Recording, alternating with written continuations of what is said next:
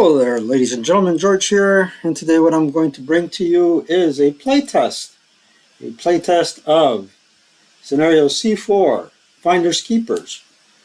And this is a scenario being worked on by Don Pedros, and a couple of other folks are testing it for a while. It's very interesting because you have scenario purchase points, which I am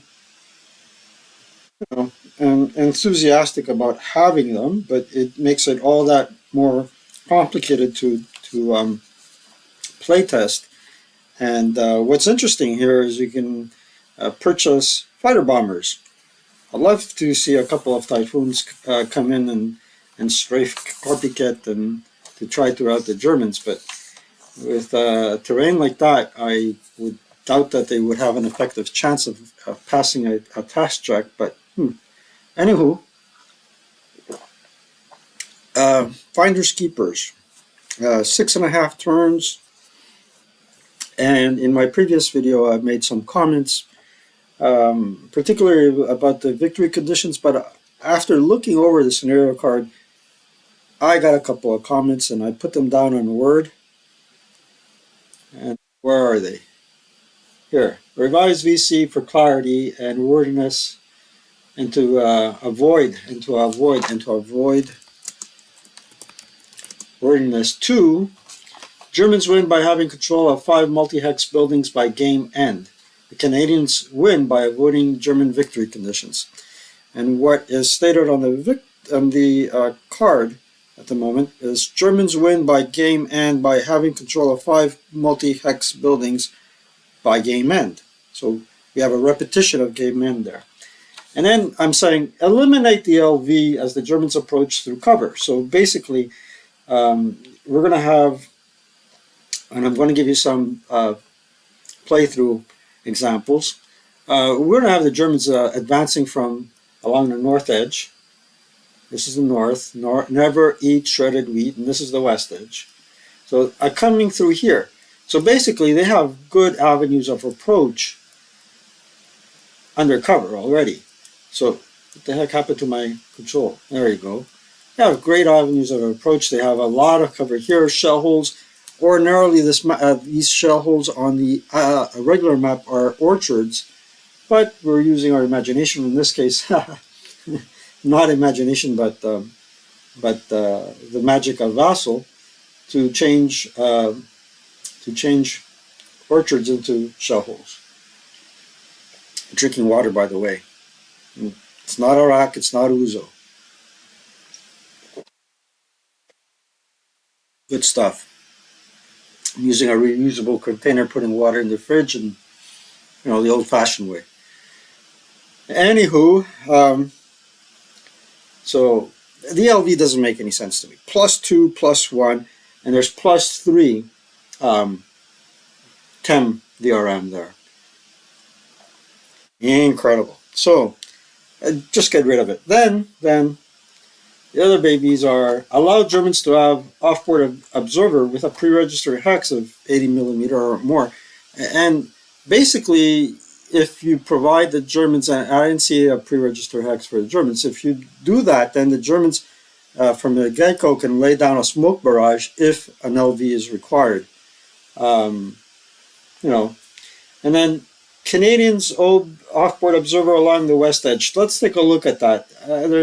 I'm saying there's practically no loss to any place that you'd want to hit with an OBA, with OBA, and 80mm in a stone building situation doesn't make any sense to me. But I'm there if I do want to have a pre-register hex, and it would be P4.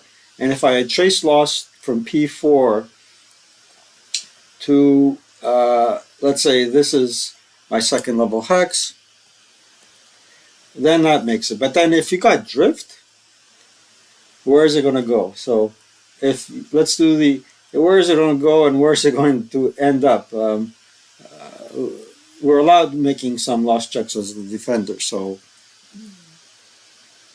it certainly won't end up there. Oh boy. And then if we trace it to here, Look, this looks like a viable hex for your OBA.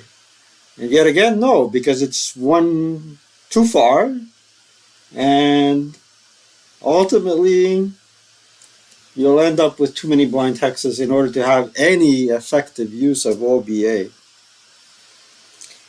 Oh well, now let's get back to the game and to my initial comment. So, I don't know.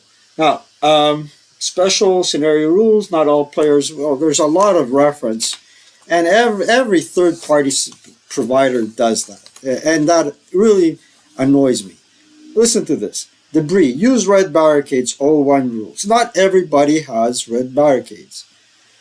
I'm not going to go out and spend $600 to get red barricades. And for one reason or another, I didn't get it. So what can I do? I only have limited space.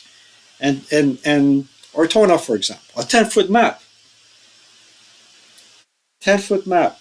I think that when I last measured 10 feet, I got a pretty big, sizable. Look what I'm doing here, guys. I got a pretty big, sizable. This is 4 feet, 5 feet, and then 5 feet from here to there, and then another 3 feet. That makes 8 feet. So that map would exceed my largest ever owned dining room table by 2 feet.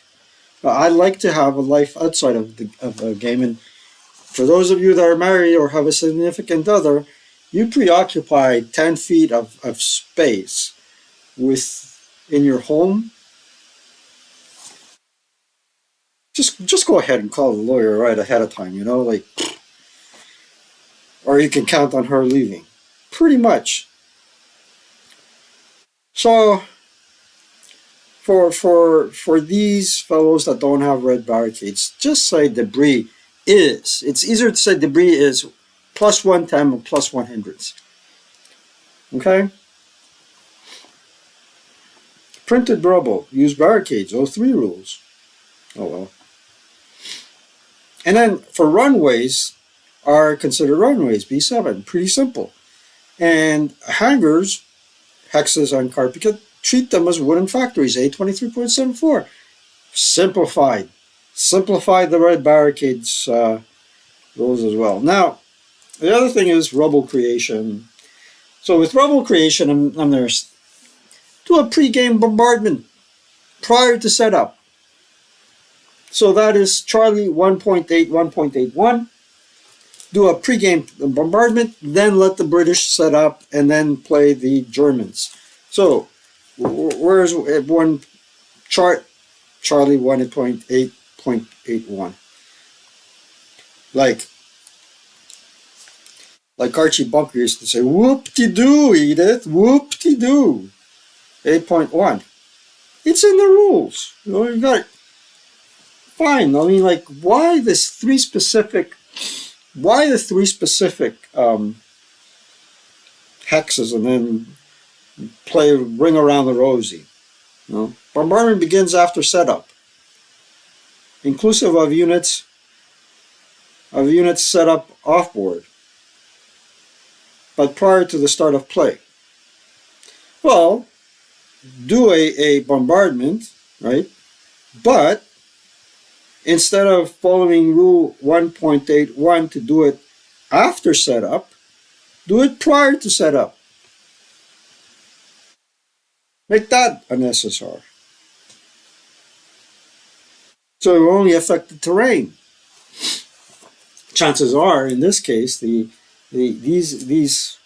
particular Panzer division had the support of Nubelwerfers, so they would have covered a large indiscriminate area and pounded the place. And you could do it actually even with the British setup and then with a +3 plus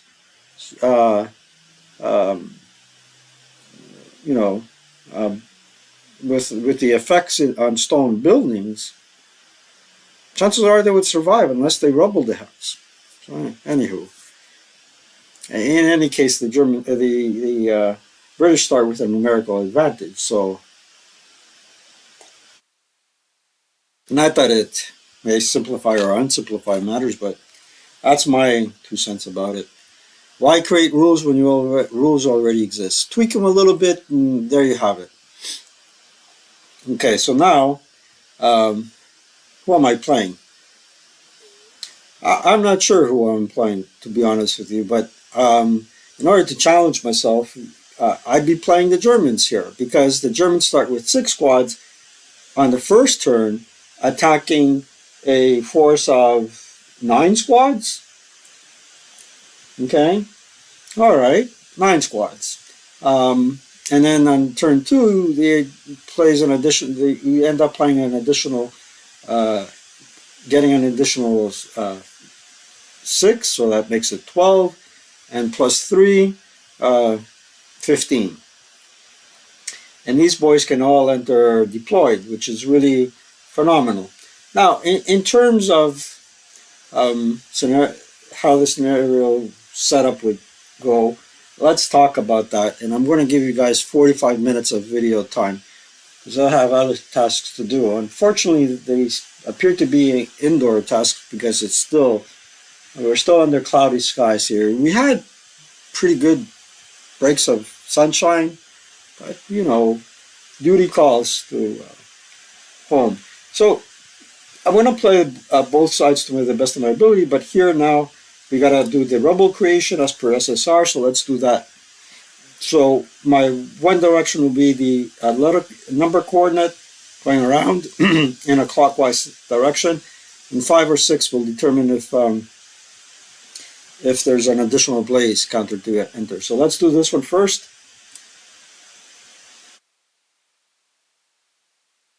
A direction 4 and a 6 means a blaze. So 1, 2, 3, 4. What does it say here? Oh, for each such random selection DR, a resulting white DR of 5 or 6 causes the additional placement of a blaze counter in the rebel hex. Okay, let's read it carefully.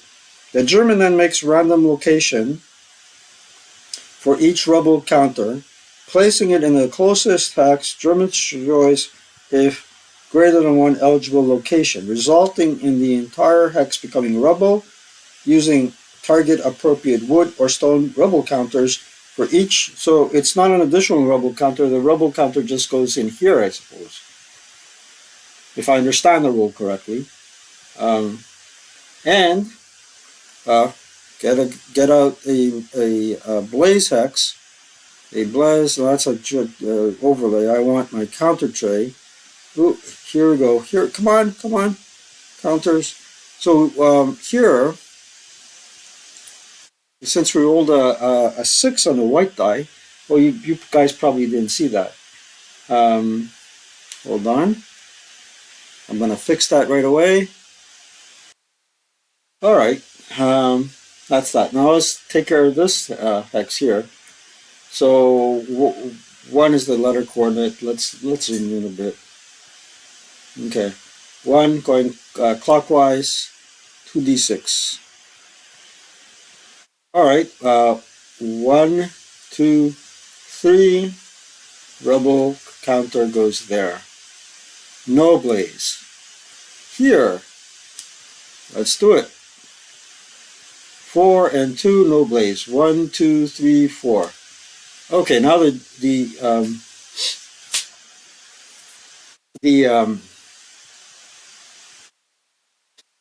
now the UK person or the Canadians can set up. And remember, the Germans have to capture 5 buildings, multi-hex buildings. So in terms of multi-hex buildings, I would count this as 1, 2, 3, 4. Let's see. 1, 2, 3, 4, 5, 6, 7. So the German has to capture 5 out of 7.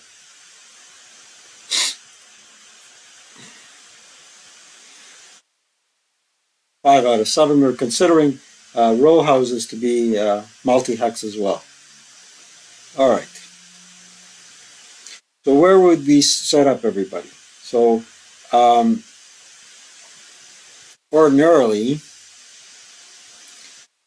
we want a place to we want the ability for the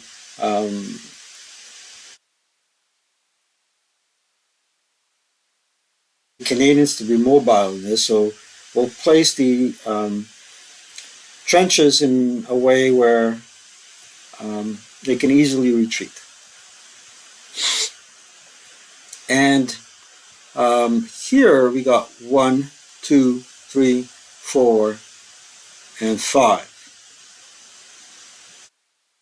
So we definitely need to defend one building to our utmost. Rubble, I would say, is a half-level obstacle, plus 110.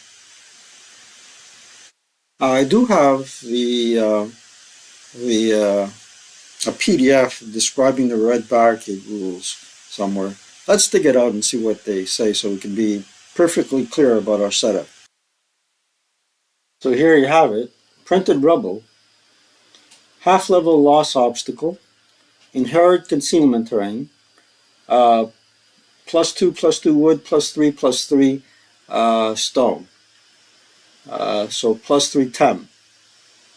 Excellent. Infantry cost is 3. Fully tracked vehicles, half moving point allotment, plus bog. Half track not applicable. Only printed rubble considered fallen is that in road or gully location. Can't be cleared, no cellar locations. Interesting. So we're looking at a +3 tem and +3 movement factors. 3 movement factors to go in. Half of movement allotment for plus a bog check for fully tracked vehicles. Commit that all to memory. Okay. Let's minimize that. So it's a half-level obstacle. It's like a stone wall. So that's going to impede us a bit. Anywho, I'm going to make this thing the fortified building location. I'm going to beef it up with a 8-1 leader and an LMG there. A lone squad here to prevent it from being occupied right off the bat.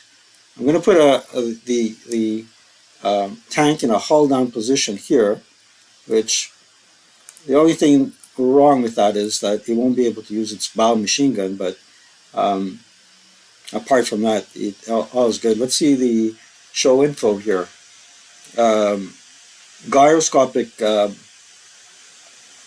turret, SD6, S8, Willie Peter, red to hit numbers less than 44, but a star 75, its 2 kill number is pretty low compared to what we got here. Star 75. Star 75.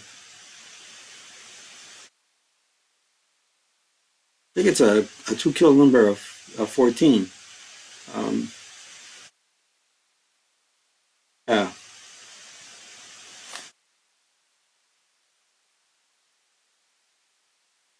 So I just double checked the vehicle notes. Nothing particular fancy about that. So we'll turn off the show info. Now what we got here as well is a few Piats. I've kind of divided everybody into different fire groups.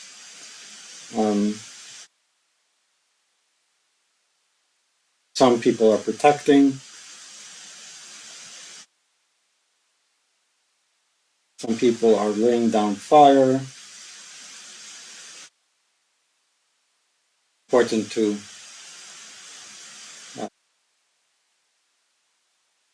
make sure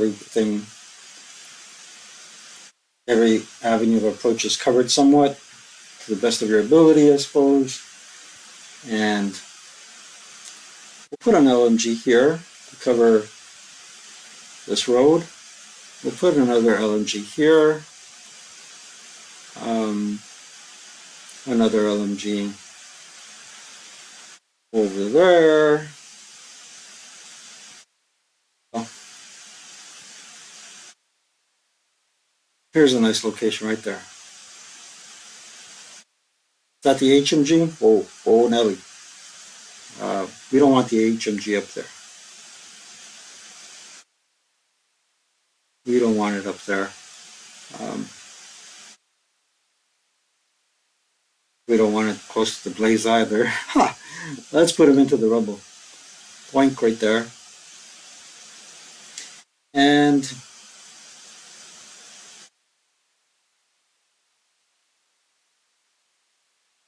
Piat Piat.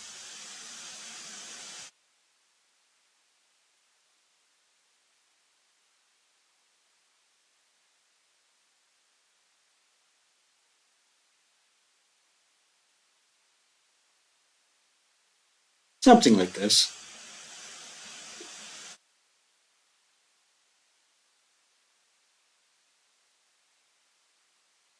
I'd say that setup is pretty nifty. Um, where are we going to put the AA gun, AT gun? We're going to try and put them in here.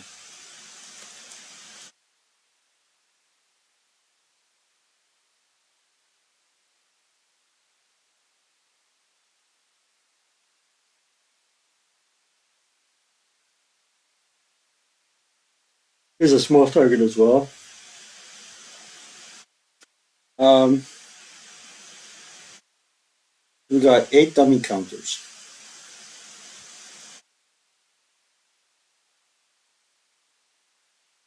So the way the dummy counters are going to work is we're going to create 8,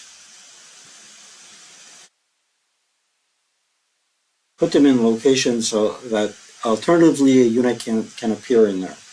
So if we roll a 1d6 and a 5 or a 6 appears, then we'll replace it with an actual unit from another location. Clone, that's 4, plus 4 is 8. So we'll put them across the board like this, whereby if a German unit encounters it, we're going to have a roll of 5 or 6. We'll end up replacing it by one of these fire groups here.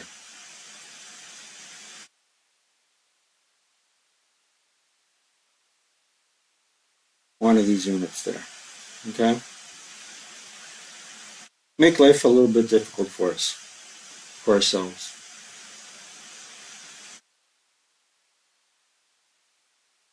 Right there. AT mines, well, before we get to the AT mines, and the roadblock, we'll put them there. And roadblock.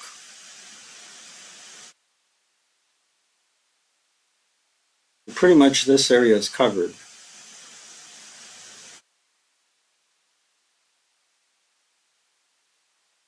Definitely want to prevent, you want to prevent um,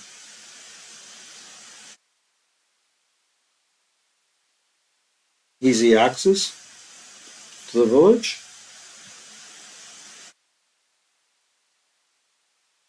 And we definitely want to put it somewhere where you impede movement. So we'll put it here, right there.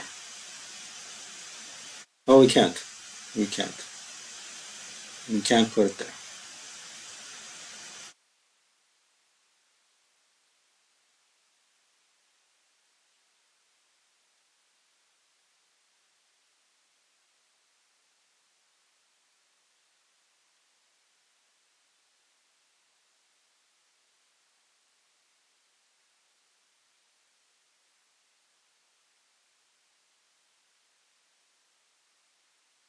Tempted to put it around here.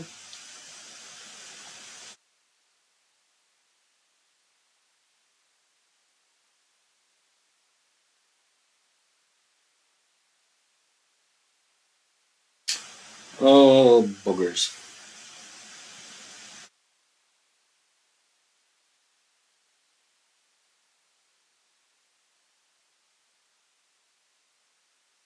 Let's take a look at the map again.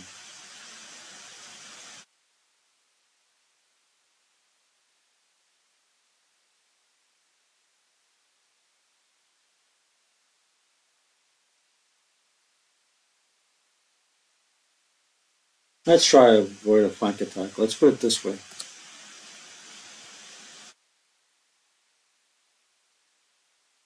Right there. Or they can go around it. Big deal. Now for the 18 mines, we got 2 dummies and 12 18 mines.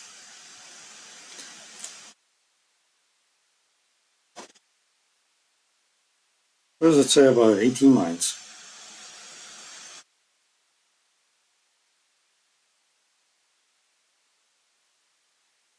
Is there a possibility to exchange 18 mines for AP mines and booby traps? What it says is they set up 1 MC per hex. Minefields must be set up on roads. Guess we should note, can we exchange AT factors, booby traps? Not sure. Exchange 18 for AP and and and booby traps? Question mark. I'm not sure. Okay. Anywho, let's go on and I like mines. In a recent game, I kind of forgot to deploy my mines, and they had a terrible impact. The fact that the mines were there really had a terrible psychological impact on my opponent. Even though they weren't there, um, there's something to be. Ooh, I don't want that. Either that. Either that. I want one, and then reveal. There you go. Now we mix them up,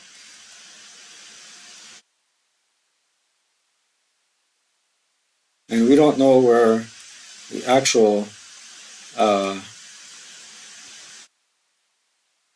dummies are.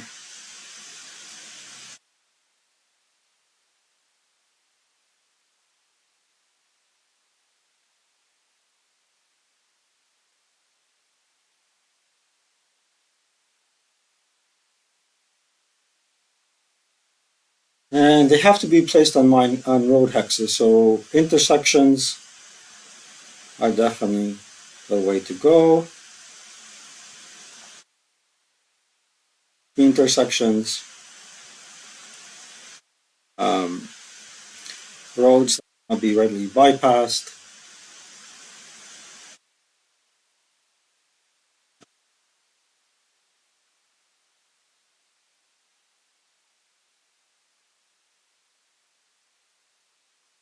Here,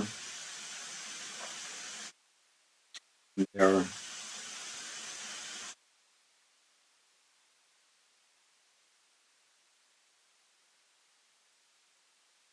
I did say intersections. There you go.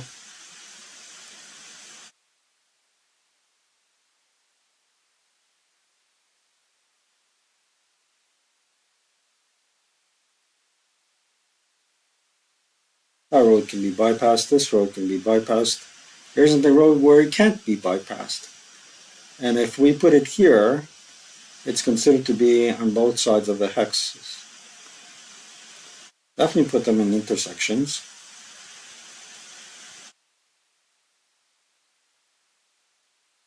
It will impede movement one way or another.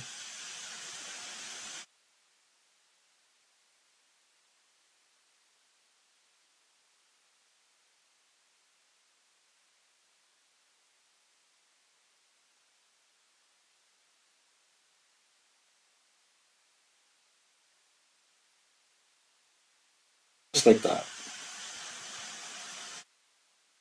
And what else do we got? We got two wire hexes. Where did I put the wire hexes? Oh, there they are.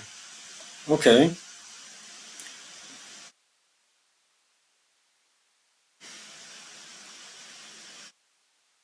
One. You know what?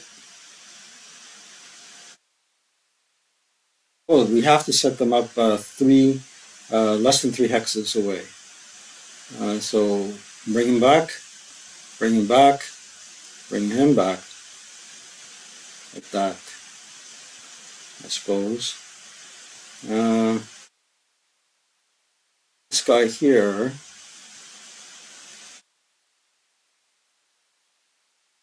that isn't routing for me, so let's put him here. Three hexes away, eh? Wouldn't you know it?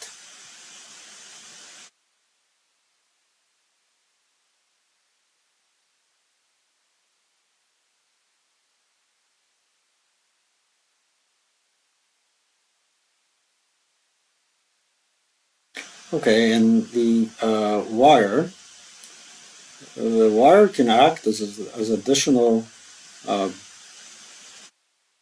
obstacles for vehicle movement. So again, I'd love to put them in areas where they cannot um, be bypassed. And there's very little terrain here that affords that possibility.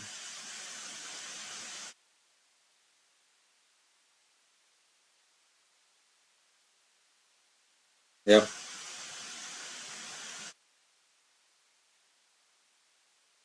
So here's one.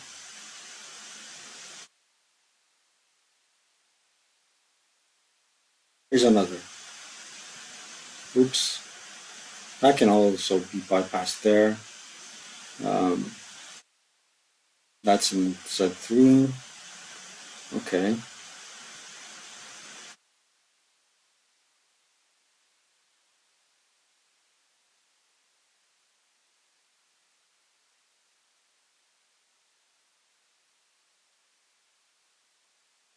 Oh, something to that effect. Let's take off the moves. Okay, so setup is done. We can place our sniper anywhere. It's a sniper of 3. Now we'll do our offboard setup. And the units that come in first are these boys.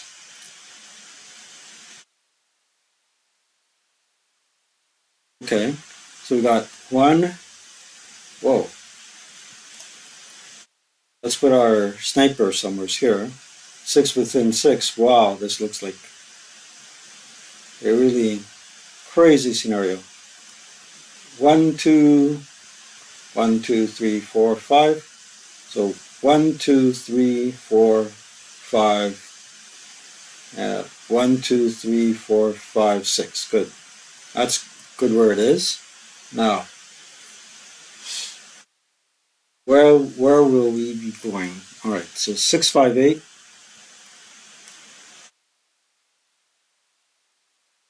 LMG and Mr. Bueller.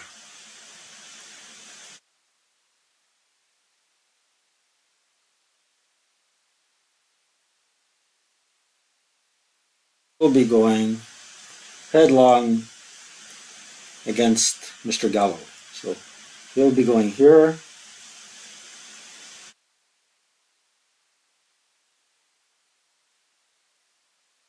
And we got 9 minus 1 Ernst. 5 plus 3 is 8.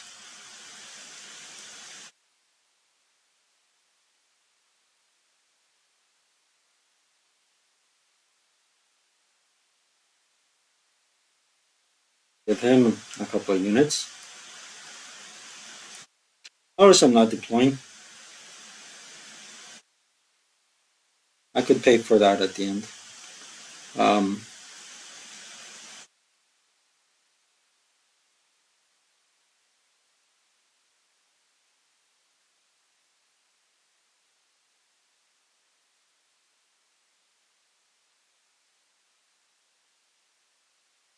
for one reason or another, I want my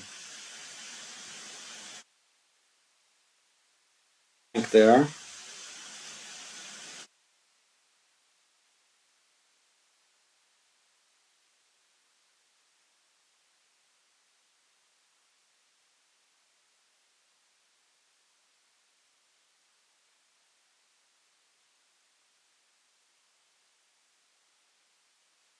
Yeah, I'm not too sure I want to play with the LV stuff. Hmm.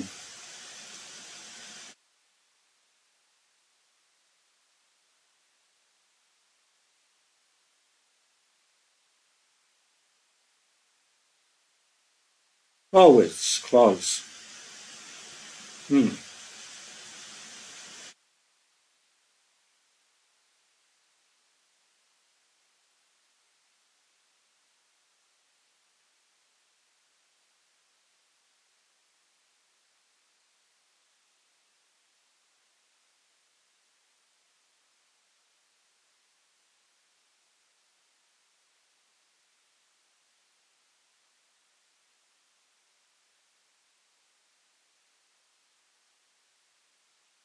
Put this guy here.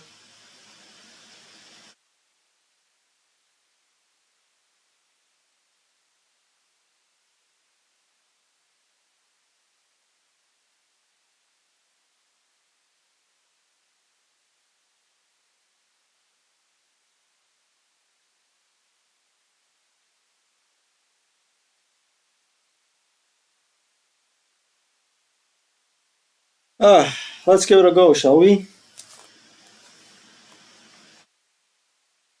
We're gonna fire off turn number one, and before I do that, I'm going to put a little couple of markers to remind myself where the off-board observers are for the German and um, for the German and the British. So I'll take one of these babies and put that off-board observers there, and one for the Germans on the north edge is there. I just put them there. Put this guy here, just like that. Okay. All right. So let's roll for wind change. No wind change. Let's go down the checklist. I think we're pretty much good to go. Off-board reinforcements done. Wind change, recombinations, attempt to recover, deploy, repair, rally, claim wall advantage. Do we have any walls to claim advantage to? Um, he has automatic wall advantage. Here, I might want to claim wall advantage. I might not. Definitely not in this case. And these boys are all concealed as well. Now, unless we break concealment,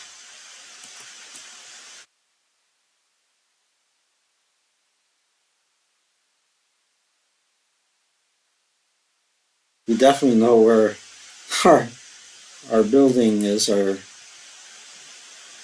these guys would be otherwise hit for now. Or we can just, don't fool ourselves here. It's not hit, but concealed.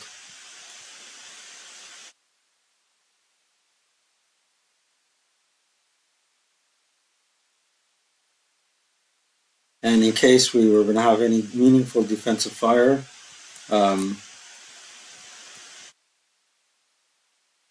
these boys would be enter and concealed,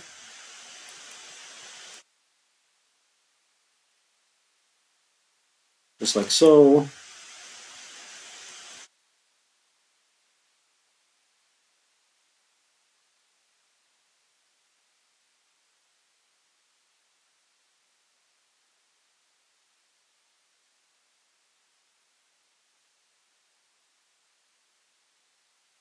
Just for the purposes of knowing the firepower. All right, so let's go right off the bat from prep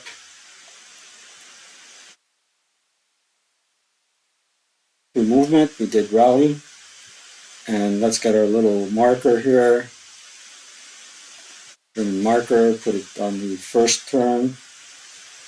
We might be able to pull off a turn, a first player turn as well.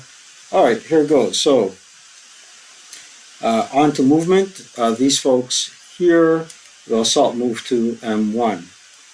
Okay. Ooh, there we go. These folks here will assault move to there. It's under cover, +1 terrain. Do we want to open up and take a shot? And my response would be, in this case, yes. Well, LMG, and they don't cower because they're Canadians, first line squads. So we got a 6, so we got a 2 up 1. Half for concealment. 2 up 1, here it goes. Put these guys basically there. 2 up 1, here it goes. IFT.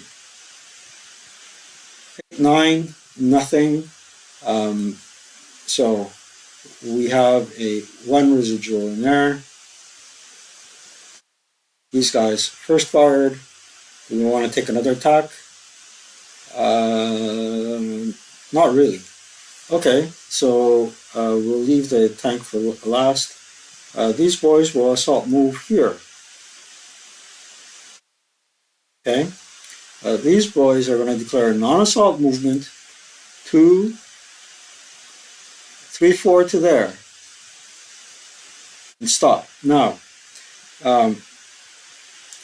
ordinarily, if this was a real unit, they'd be able to see them.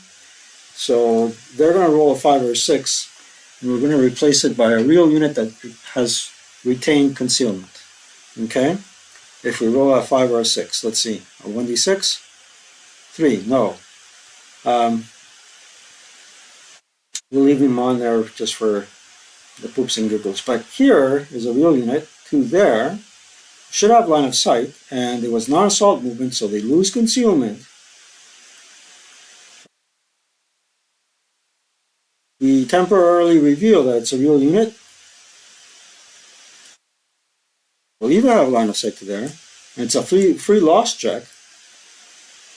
Okay, so loss. Boom, good stuff. So we're going to fire there. It's a non-assault movement, but we did use the, we didn't have to use the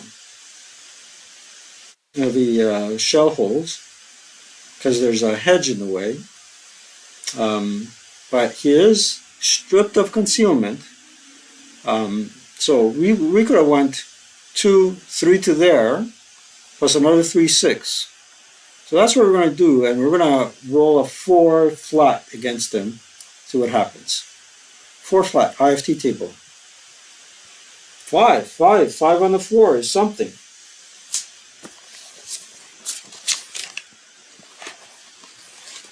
5 on the 4 table is 5 on the 4 table is a 1 check. So Bueller first. Passes.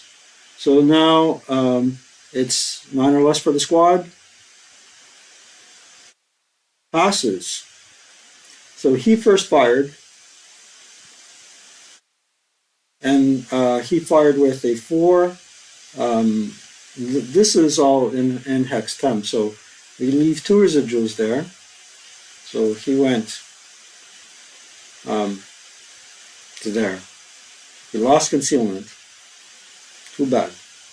All right. Here. We're going to assault move to here. Plain and simple. And here, we will non-assault move. So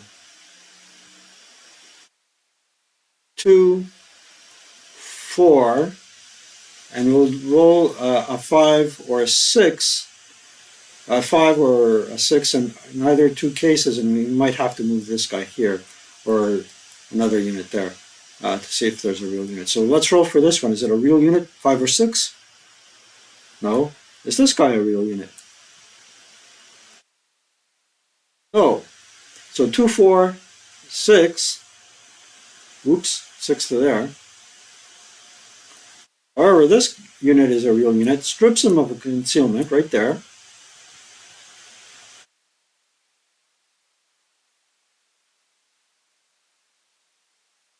And say delete.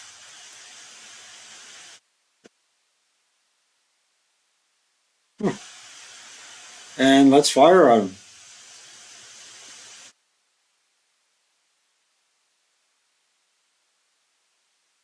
I think we could fire at him with the Piat,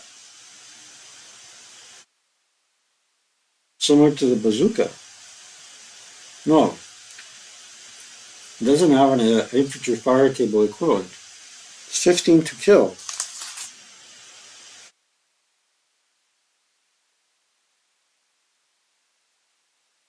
Panzerfaust has a 16. Panzer FK has something. I'm not too sure. I've never encountered that before. With a bazooka, there is an fire table equivalent. I guess it would be with a one on the one table if it's AP. All right, well, let's just keep our bazooka because he has a breakdown number of 10. Oh, look, 8-3. 8-3, 8 firepower power factors at 3 hex range. So let's see something here. Let's flip it to see the 2-hit table. He's 2 hexes away. That would be 7. There is no back blast. There is the -1 for non-assault movement and +2 for the 10. So base 7 to 6 to hit. +2 for the 10, -1 for first fire non-assault movement. So it's a 6 to hit. To hit 6. To hit 6.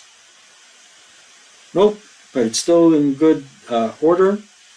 All right, so we didn't mouth it.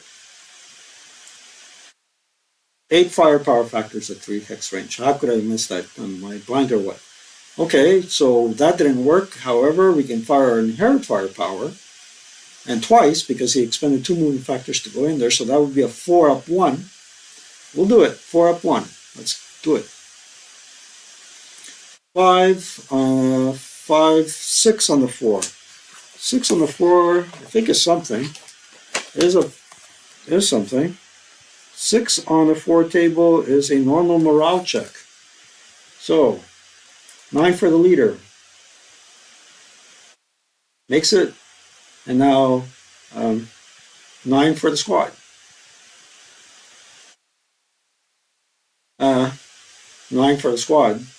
He pins. So it's a normal. Leader applies 9 -1 leadership DRM. He needed a 9, he got a 9, so 1 dude pins. The leader is not pinned. The squad is. And he first fired. Oh, kid and caboodle. Right there. Interesting. Now, if I had a +2 LV,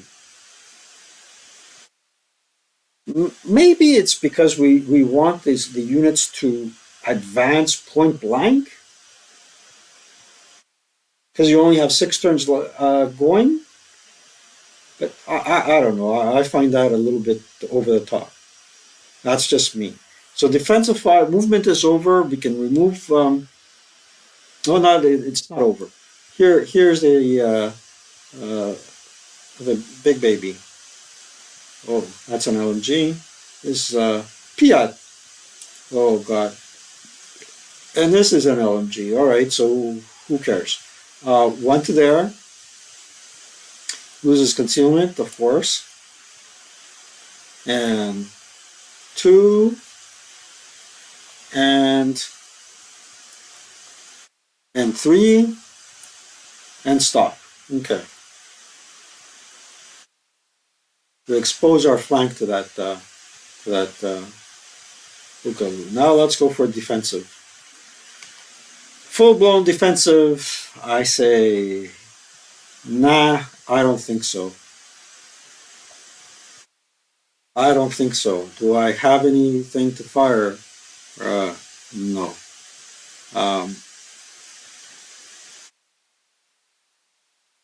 Oh yes, we do. Right here, there to there. All right, so what do we got there? The MMG cannot fire.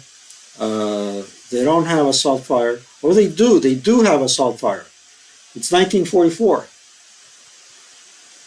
So the way you do that is, boom, assault fire. But remember to put the assault fire marker and everything. So in any case, um, it would be halved. Out one for assault fire would be 4. So instead of firing at 2, they fired 4. 3 plus 1, 4, and the leader is not uh, under a pin. We can remove all residuals. So that would be a 4 up 1. Now we're talking. Let's go. Boink. They cower. No, they didn't cower. A 9 on the 4 is nothing. So I'm not even going to put an advancing fire marker on him. Am I? Yeah, I am. What the heck? Because we have more to fire. Is he going to lose concealment? Um, he'll lose concealment. There you go. Um, we'll lose concealment in any case. So we will fire back on these units. And that would be 4. Again, a 4 attack. They have assault fire. It's 1944. There you go. 4 up 2? Yeah, 4 up 2 makes sense. IFT. Nope. He advance fired. This guy fire. Does he have assault movement? Yeah, he has assault fire. Let's get rid of that. So 2.5 fractions rounded up is 3. Another 4 up 2 attack. Now we're talking. 4 up 2 attack. That's a decent attack. Oh, leader director doesn't cower. 6 on the 4. 6 on the 4 is a normal. 8 or less makes it. Wow. He advance fired. Now we'll do a 4. No, a 2 up 3. Sniper bait. Where's my sniper? Somewhere around here. Oh, there it is. Yeah, 2 up. I'm not going to do that. Let's do it in a case. Let's see. Nope. And 2 hit just to get an ack. Go. Yes. So we do acquisition. It's a small ack. It's a big ack as the guy is concealed. Size, and then Charlie. Labeled Charlie. It's a big ack because the dude is concealed. I was hoping I would break somebody. At least. Put him there. And that's all she wrote. Delete this guy. Alright, remove all the moves. Next is, I believe, route. Or advancing fire, route. Next, route. There is nobody to route. We're going to remove all prep and def. There's no routing. Nobody's broken advance phase. Well, here we go. We're going to advance Bueller into building T2. This guy cannot advance. This fellow here is going to advance into U2. This guy here is going to go from S1 to T1. This guy cannot advance because he got pinned. This fellow here is going to go like this. Actually, this fellow here is going to go here. These boys are going to go on the merry-go-round. And that's all my advances. And close combat, this is where we go for concealment gain. And no unit can possibly conceal because whoever is concealed is concealed. Whoever isn't cannot be concealed because everybody has a lost one. Now, just to set up the game for the next player turn, okay, is we're going to have these units coming in. Well, we'll have to wait for the we'll have to wait for the. What are we going to have to wait for? We're going to have to wait for the British player turn. So we're going to save this, and I'll catch you later. We've already went 10 minutes into overtime because I promised you a 45-minute video. So I'll save it on my time. What I'm going to tell you is that I think when the opportunity arises, I'm going to continue playtesting the scenario solo, see what happens, and see how far deep into the village the Germans can advance, and how the Canadians can defend um, effectively against this horrible attack. But we'll see what happens. Well, that's it for now. I hope you enjoyed uh, this video. I'm just looking out the window here again because chores await me, so I have to get to work. With that said, take care. Thank you for your support, one and all. See you next time.